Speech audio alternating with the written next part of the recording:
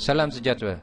Untuk latihan pada kali ini, kita akan hasilkan contour curve sebagai alat untuk membantu kita melakukan animasi pesawat X-Wing ini. Jadi, scene yang saya guna pakai pada kali ini ialah scene yang sama yang kita gunakan untuk melakukan animasi turntable dan juga pil blast sebelum ini, tapi saya bersihkan sedikit scene ini di mana saya telah membuang lighting serta camera turntable animation, kerana untuk menghasilkan animasi yang baru saya memerlukan scene yang bersih. Okey, jadi jika kita lihat di dalam outliner ini, okey, ini adalah elemen-elemen yang terdapat di dalam scene kita. Okey, kita ada, pertama sekali kita ada body, okey, iaitu the whole mesh yang kita bina sebelum ini, dan di dalam body ini kita terdapat elemen seperti wings, di mana dalam wings terdapat elemen-elemen yang kita bina sebelum ini. Okey. Okey. Langkah pertama yang saya akan lakukan ialah saya perlu mengubah kedudukan pivot ini. Okey. Mengubah kedudukan pivot ini, jadi saya akan tekan insert. Okey. Spacebar. Okey, jadi saya akan pilihkan kedudukan yang sesuai untuk mengawal kapal terbang ini. Okey, saya letakkan dia. Okey, di sini.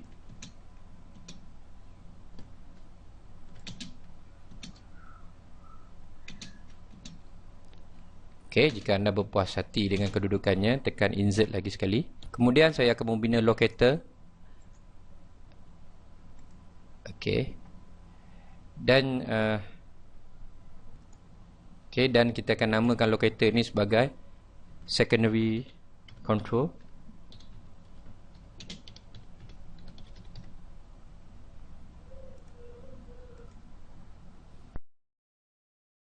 Saya akan ubahkan kedudukan secondary control ini, okey, seperti mana yang kita buat terhadap pivot sebentar tadi. Okey, saya pun akan letakkan kedudukannya mungkin di sini. Okey.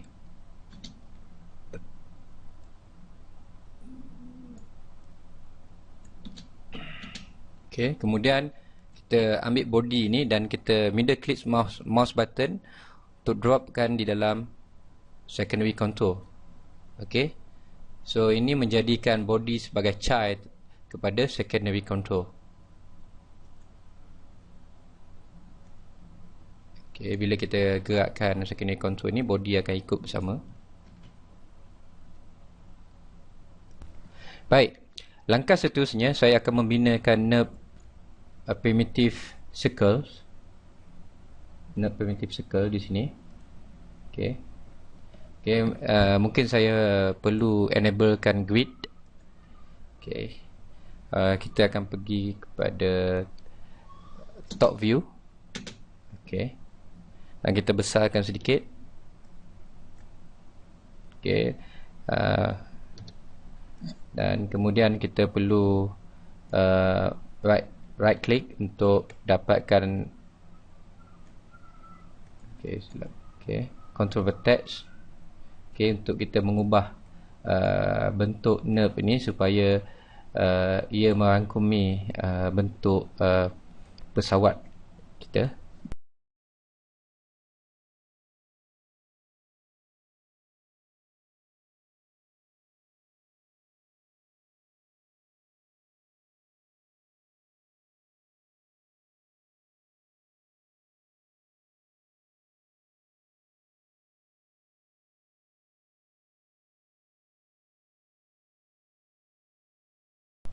Okay, kita letakkan di tengah-tengah kedudukan pesawat ini.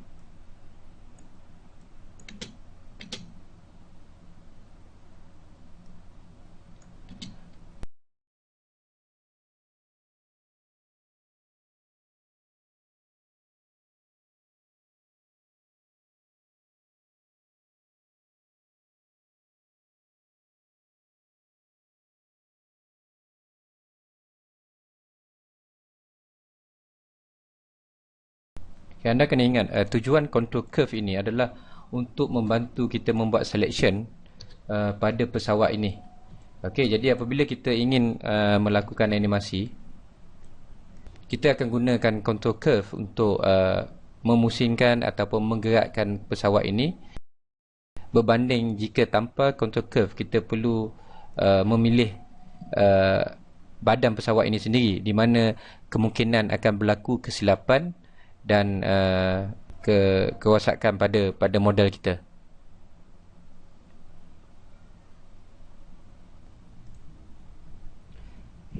Okey, jika anda berpuas hati dengan control curve yang anda lakukan ini, kita teruskan langkah seterusnya dengan menamakan control curve ini sebagai master control. Baik, saya akan bawakan secondary control ini, okey, masuk ke dalam master control dengan middle click mouse button dan drop. Okey. Okay, jadi apabila kita gerakkan control curve kita ini, okey, kita dapat mengawal pesawat kita inilah. Okey.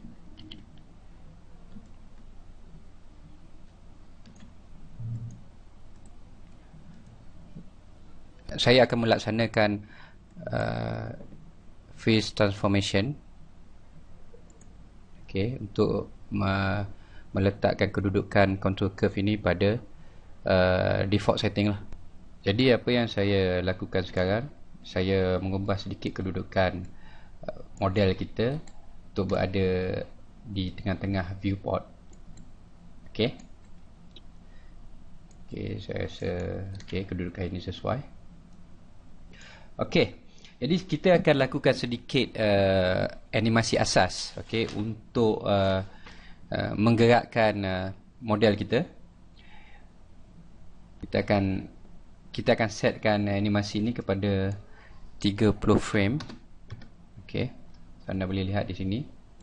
Okey, animasi kita, span animasi kita di time slider adalah sebanyak 30 frame. Okey. Saya kena pastikan di preference, okey, untuk timeline slider, pastikan anda berada di anda menetapkan real time 24 frame per second. Okey, pada frame yang pertama, okey, sekali lagi, oleh kerana saya telah pun mengubah kedudukan kedudukan curve kita, anda lihat unit di sini telah pun berubah. Jadi kita perlukan melakukan freeze transformation untuk kosongkan kembali kedudukannya. Baik, apa yang kita akan lakukan selepas ini adalah melakukan animasi pesawat ini bergerak daripada point A ke point B. Okey, kalau kita melihat di dalam outliner yang kita hasilkan pada latihan lepas, okey, kita mempunyai dua control pada pesawat ini. Okey, yang pertama ialah master control, di mana dia mengawal pergerakan keseluruhan pesawat ini dan juga pergerakan utama, manakala kita ada secondary control untuk mengawal pergerakan yang kecil ataupun secondary control. Jadi apa yang kita akan lakukan di sini ialah pesawat ini tentunya akan bergerak daripada satu point A ke point B dan seterusnya. Jadi apa yang kita nak buat ialah kita ingin hasilkan satu pergerakan yang realistik ataupun believable. Jadi apabila pesawat ini bergerak daripada point A ke point B, okey, ianya bukan statik, tidak akan statik. Maksudnya dia tidak akan bergerak daripada sini ke sini, okey, dengan keadaan statik macam ini. Jadi apa yang kita akan lakukan, kita akan create ataupun kita akan hasilkan satu vibration di mana pesawat ini akan bergerak ke atas dan ke bawah. Okey. Okey, semasa ianya bergerak daripada satu poin ke poin yang lain. Jadi apa yang saya akan lakukan ialah saya akan pilih secondary control ini. Okey.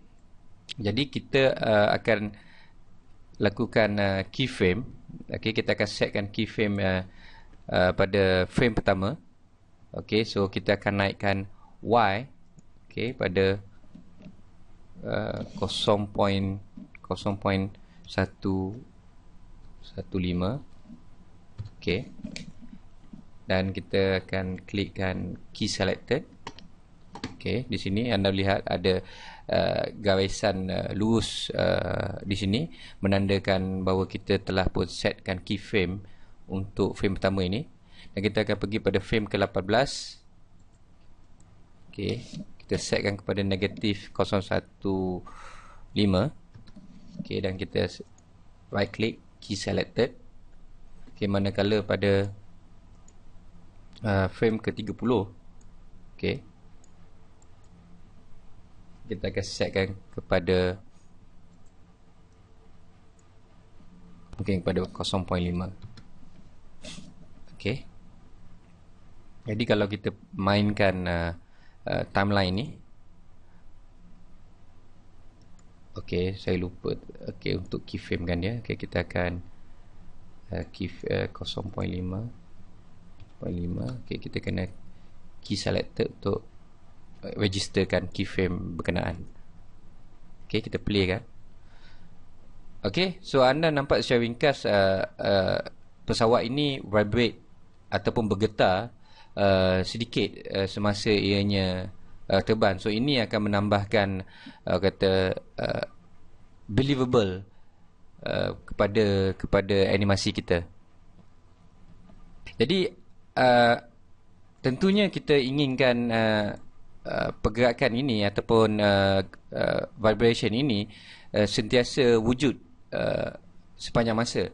Okay, kalau kita lihat ke sini, ianya hanya wujud pada saat pertama hingga ke saat ke-30. Okay, so selepas saat ke-30 ianya tidak akan bergetar lagi kerana kita hanya meletakkan keyframe pada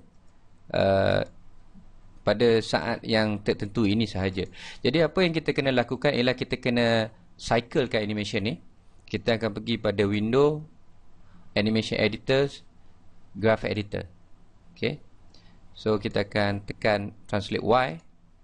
Okay, anda boleh tekan F untuk melihat dengan lebih jelas curve graph yang menggambarkan animasi kita ini.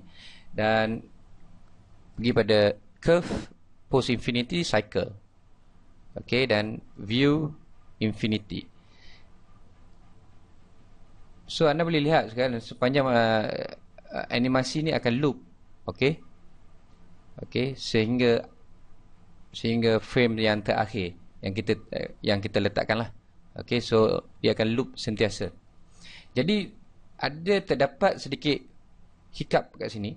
Okey, kalau anda lihat dekat garisan dekat sini, so kalau kita lihat di sini anda boleh nampak ada sedikit hiccup berlaku.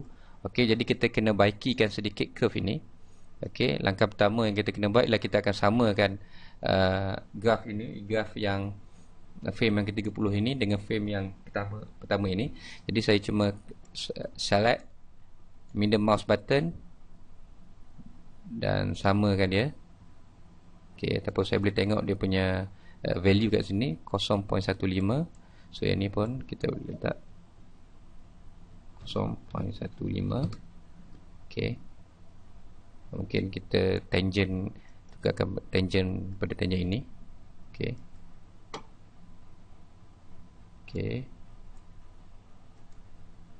Okey, so anda boleh lihat sekarang animasinya agak lancar.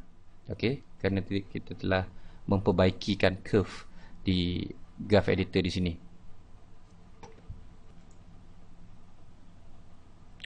Okey, seterusnya kita akan save terlebih dahulu file ini. Okey, kita akan savekan sebagai X-Wing Curve Control. Okey, file ini penting sebenarnya kerana apabila kita savekan file ni, kita mengetahui bahawa file ini mempunyai kontrol yang telah siap dibina. Dan jika kita mempunyai mana-mana babak yang memerlukan pesawat X-Wing ni berasi, okey, kita cuma perlu importkan file yang kita hasilkan tadi, iaitu X-Wing curve control pada babak-babak berkenaan untuk dianimasikan.